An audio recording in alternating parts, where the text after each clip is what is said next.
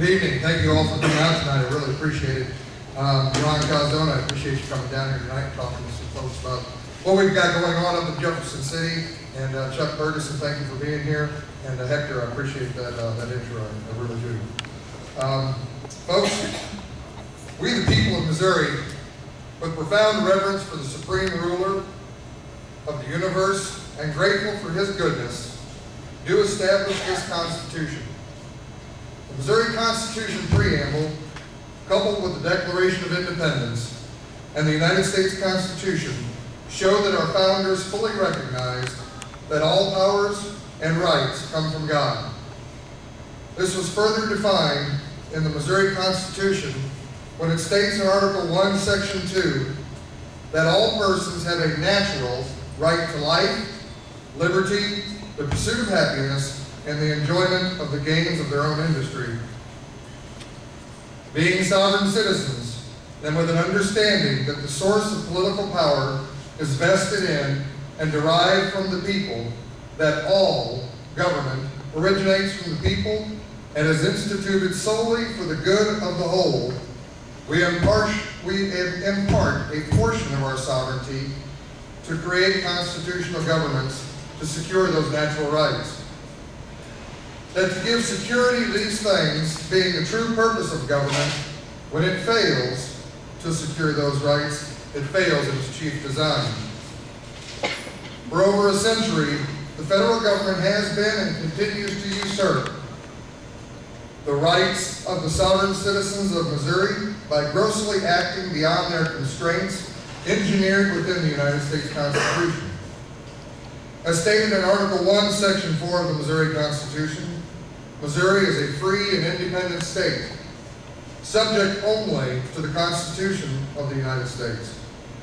As constitutionally questionable state and federal bureaucracies and administrative edicts continue to thwart the liberty of our citizens, the elected officials of Missouri must perform their duty and interpose on behalf of their citizens to stop these abuses of power.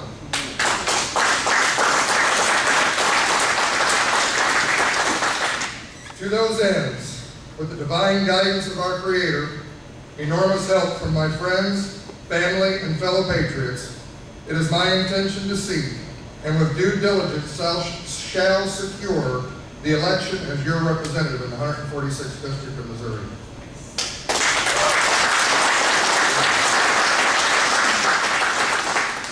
I would like to conclude by reading a passage I found in William Federer's book, America's God and Country, from a letter written to John Adams in Philadelphia from his wife Abigail on Thursday, June 20th, 1776.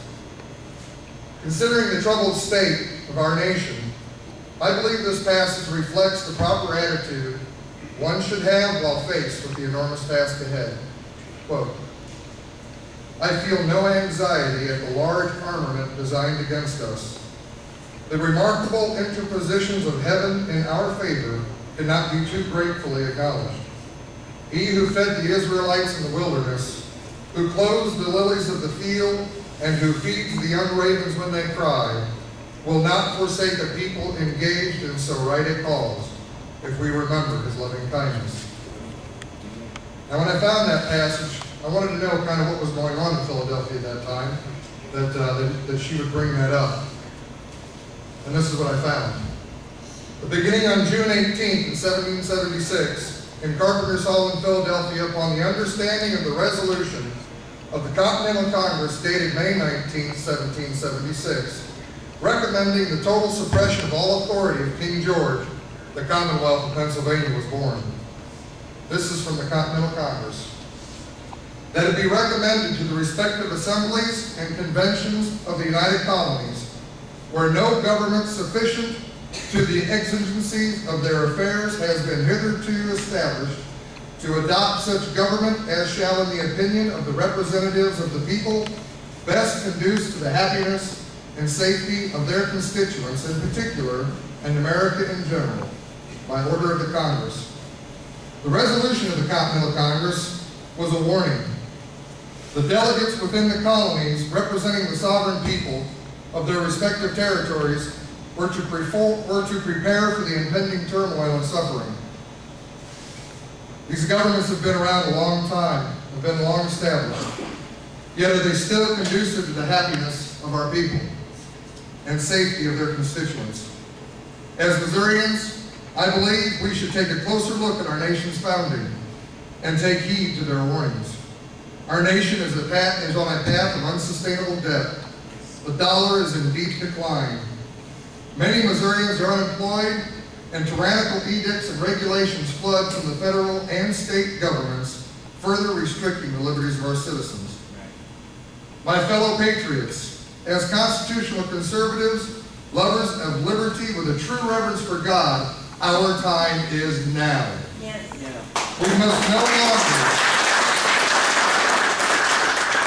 We must no longer allow our government to suppress our freedoms.